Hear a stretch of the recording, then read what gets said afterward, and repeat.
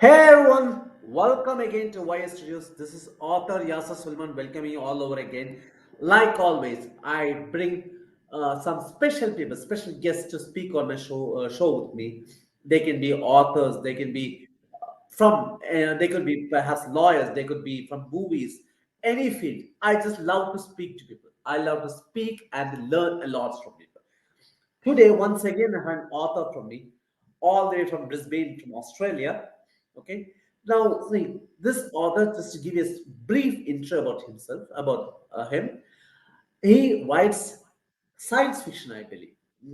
Pardon me if I got it wrong. He writes science fiction. I grew up. Oh, I don't know. Was it named Christopher? Oh, pardon me. I'm getting the Stephen King. Uh, I'm forgetting Christopher something. One is it? Those kind of books I started reading and growing up. So it gives me a lot of kind of excitement to speak to such an author himself. An imaginary world. How to say? Even bring a bit of Lord of the Rings and so on. So everyone, let's welcome here. Once again, I'm just giving. Hey, hi David. Hello there. G'day from Australia. Right, right. And hi from India. Today is Diwali for us. If you have heard of it, the Festival of Lights. Actually, a lot of celebrations are going on over here right now. I have heard of it. Uh, Diwali? Diwali, Diwali. Diwali. Yeah, I Diwali. knew I was Okay, somewhere. I you're was close. close. I was You were getting close. there. You were close. That's great. That's great. Okay. So actually, here all are celebrating, it, and we invite you with the same celebration. I'm thankful to you for sharing with us time like this. So why not you give an introduction about yourself and your book? Start with that. Okay, I am the author, David Applegate, author of the book The Boyhood of Cade. It is book one of The Empire of Elves. And it is Uh-huh. not just science fiction, it is science fantasy, which is science fiction Okay. mixed with fantasy. As you can Ah, see, the right, right. character on the screen is actually an elf, not a human. Yeah, So I got that's it. the fantasy element where this is an empire of elves. There's going to be magic, there's going to be dragons, there's going to be ogres and orcs, but it's quite a different twist. It's quite a diverse characters. You have the Hashimoto's are the leading clan. They're the biggest and most powerful and richest clan. Takahiro is the emperor. Katie is the grandson of the emperor. And the Oh, first book deals with the events around Cade's childhood, which leads to several revelations and events that causes huge shifts in the empire's power structures. perfect. So all this is based in Earth or another mythical world? It is a mythical. It's a mythical world set in the future. It's Okay, set okay. 10. It's set 10,000 years from the birth. Yeah, Oh, yeah, I can't imagine what the world would be like then. Perhaps your world would yeah, be. Now, yeah. see, I believe you also would understand. See, in my childhood, actually, when I was back in school, I had grown up in the United Arab Emirates in Abu Dhabi. Now it's popular. But the time when I was growing up, it was this desert area. There were just a few buildings were. So I used to kind of devour books. I used to read a lot of what's his name? Christopher Pike. I'm not getting the name. Stephen Someone King, famous. Stephen Asimov, King. Right, right. What's the name again? What's the name? Isaac Asimov. Asimov. Right, right. I was not getting that name. Right, right. I grew up reading these books. So I used to, since at that time there were no mobiles as of now. There was not we did not have laptops or any such things. I grew up reading these books, building a fantasy world of my own. So it gives me a lot of excitement, no, to be speaking to an author like you.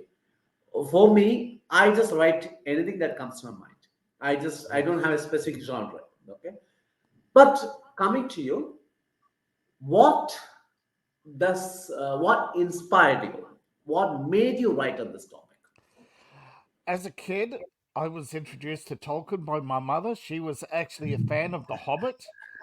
She Okay. read she read to me sections, but my grandmother and mother taught me to read, and I read The Hobbit, and later I read Tolkien, all of Tolkien's work, Lord of the Rings Yeah, Tolkien, Tolkien, and Tolkien, The right. Lost Tales, and then it was my grandmother's collection of um, Agatha Christie, but she Ah, also had that's many other books, but she had every Agatha Christie novel, original as right. first editions. She was huge Agatha No, Christie fan. I wish I could show the camera over there. I have a small library of my own. I wish I Yeah, could shift over there, but we can't do right now. That's right. Okay, please go on. yeah, Right, right. Okay, so what was it? Tolkien. Was J.R. Tolkien the one who wrote The Hobbit and so on? yeah. Believe It's so. J.R. Tolkien, right?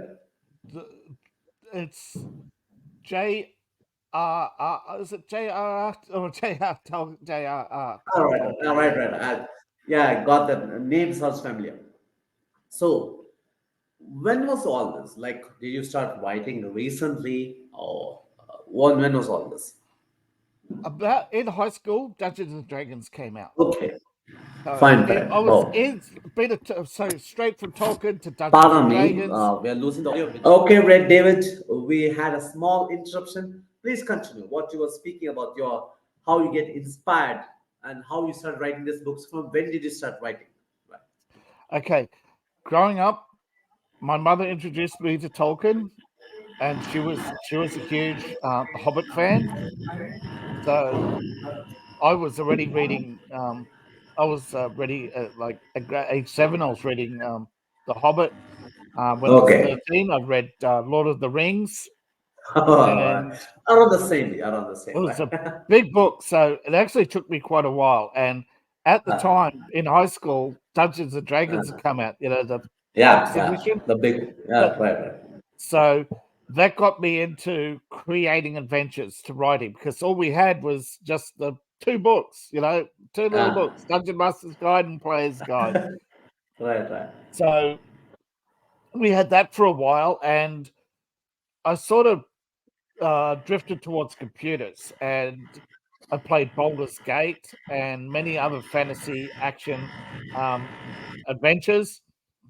And I'd been writing adventures for a long time, but I never really considered writing a book because my parents were pushing me to go to university. So, and I thought, I really didn't think about books. I was thinking about video games.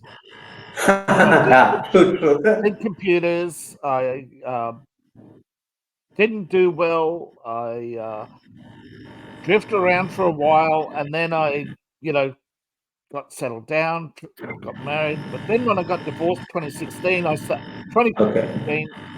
2016, I started writing. I produced my first book, but then a few years later, started a royalty dispute because they were selling my book at a huge price and only giving me Okay. only giving me 6 cents a copy royalties. And after a Oh, oh. huge royalty dispute, they Uh-huh. stopped printing my book, and I had to get. And they sent me the last copies of all my book. So I got all Okay. copies of the original book, so I had to republish. So Amazon wouldn't let me publish the old book, so I had to re-edit it, and Uh-huh. the first 20 odd chapters became The Boyhood of Cade. Okay. Okay. This covers Cade's childhood, and I have the second book is Power Games, and the third book is Into the Elves Mount. Now, because of copyrighted disputes, I had to re-edit and make my book at least somewhat different. So I had to be 25% more different from the original book. Uh-huh. Even though I Uh-huh. wrote the book, because Uh-huh. I published it through somebody else, Amazon got, Uh-huh. were very hitty. Ah, Yeah, yes, yeah, very, right, right. very. So that's how that came about. And I really started to fall in love with writing. I've been in love with reading, but I've fallen in love with writing. That's right. Very true. See, some certain things I noticed is, if you don't mind me asking, your public over here, but exactly how old are you? I am 54. 54. Kindly pardon me because a little bit similarity I noticed, like how I grew up, The Hobbit and Lord of the Rings and all, and also I used to be too much on video games. So Yes. long back, if you remember, before the era of PlayStation or whatsoever, even before Sega, there was a video game called as Nintendo. You remember the Yes. old times, I, right? Right. So I used to play. NES, Start, the NES box, or the yeah, GameCube? GameCube, Yes. right, true, Right, true. GameCube. Very true. So with I don't remember, maybe like Mortal Kombat, Street Fighter. Yes. Then there was Dungeon Dragons or something like that. I don't remember the exact names. Okay, There was a so Dungeons and Dragons game, yeah. But there yeah, was yeah, right. also, but I think on Nintendo, the biggest selling game, and I've played it, was Ghost and Goblins. Coastal Goblins, Yes. right. Right. So these were the roots of my writing as well. So that's how I Yes. remember. The only difference is you stuck to a genre. Me, I used to watch a lot of movies also. If you know, if you have heard of Indian movies, there's a lot of romance, drama, everything in one movie. Action, drama, romance, everything in one movie. I am very, having studied multi-genre works, I'm very Uh-huh. familiar with how Bollywood structure a Right, movie. right, Um, right. yes. So this is how I grew up. So there Mm, would be, like you said, a fantasy world of wizards, of science fiction. Everything will be, but I'll yes. also add such elements in it. That's how I grew Yes. up. I found. I'm multi-genre, science Uh-huh. fantasy. I take Right. science fiction, fantasy, and blend it with um, action, adventure, drama, romance, True and one. and as I progress, like with the childhood, with Cade, the childhood is more slow. With Power Games, it's more drama, more very drama orientated.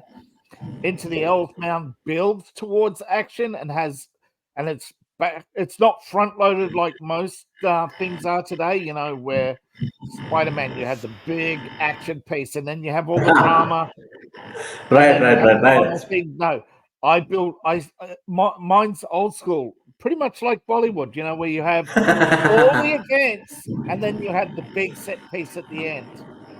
True, true, exactly.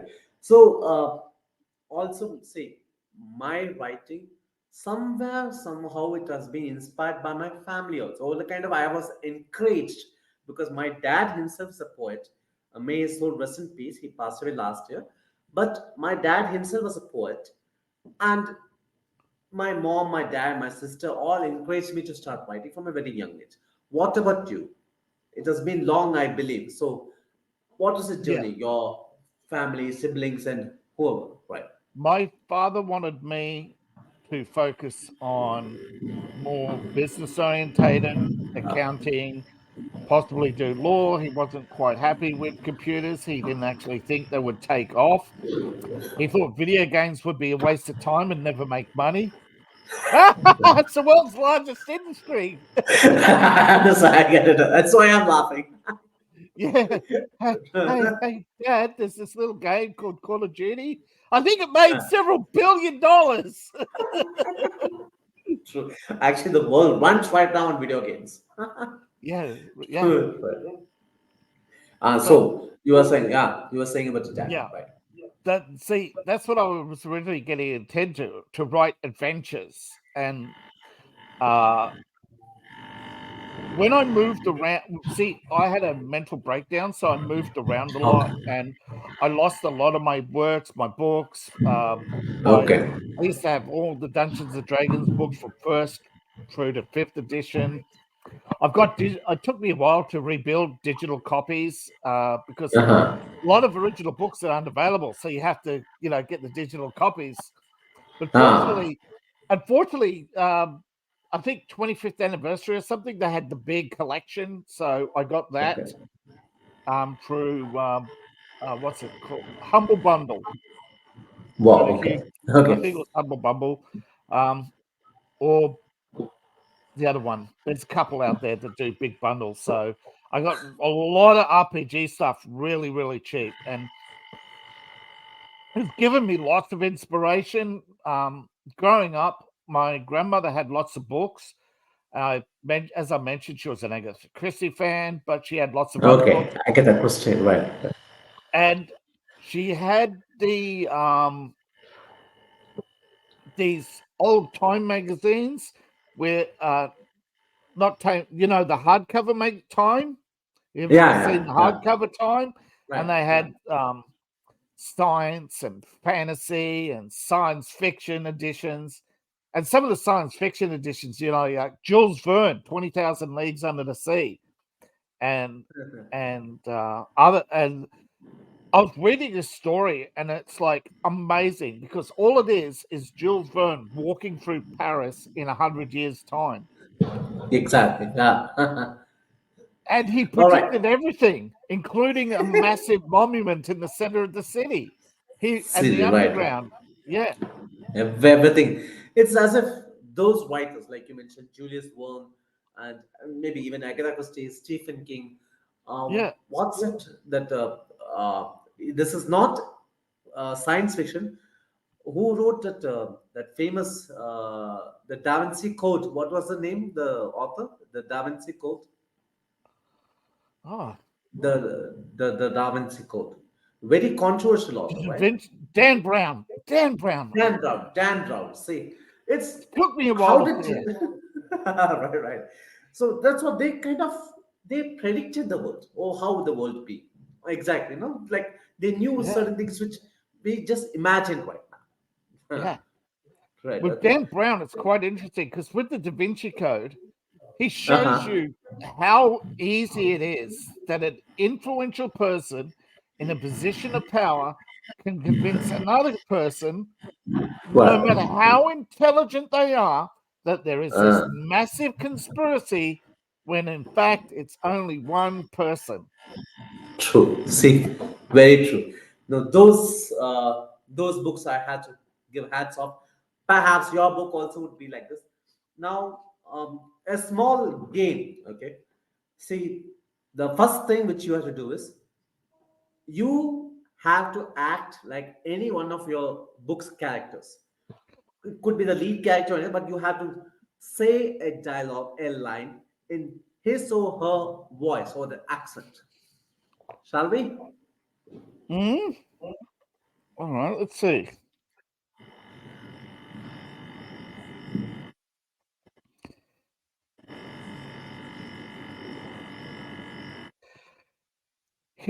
The hero is Cade's father, and he's talking with his father, Takahiro, who was emperor at the time. And it's quite hard to do the voice. Let's just try. Just give it a try. The original stopped working thousands of years ago. This is a copy I made for you in my workshop, Takahiro said, standing by Hiro, looking at Cade. I apologize, father, Hiro said as he took the timepiece and bowed slightly. Thank you. Lilith gave me the original just before she left on the last voyage, and it was the last time I saw her alive. It was painful losing her, Takahiro sighed, and his ears sagged. Lilith Tashiko did more than invent magic and space travel. Their work saved our people. You gave a good impersonation. You did. You did well. You did nicely. So Okay. Now, I'm trying to impersonate an ancient Japanese elf, which is not very easy because he, see, he would be speaking in a higher tone than a human and have no, a lot more it's inflection into his voice. all right, but it's anyway ancient. So Mm. no one right now would know how that Alf would have been, right? So Well, it's it's just imagine. believed. I'm just saying, it is generally believed that ancient peoples had spoken in a higher pitched voice than we do today. I bet. Right, right, right. That I perhaps my sister should hear because I'm having a slight cold today, but I also speak in a high pitched voice. She should Yeah. hear that. Right. Okay. So okay. Now for the next question, which this is going to be a little bit controversial.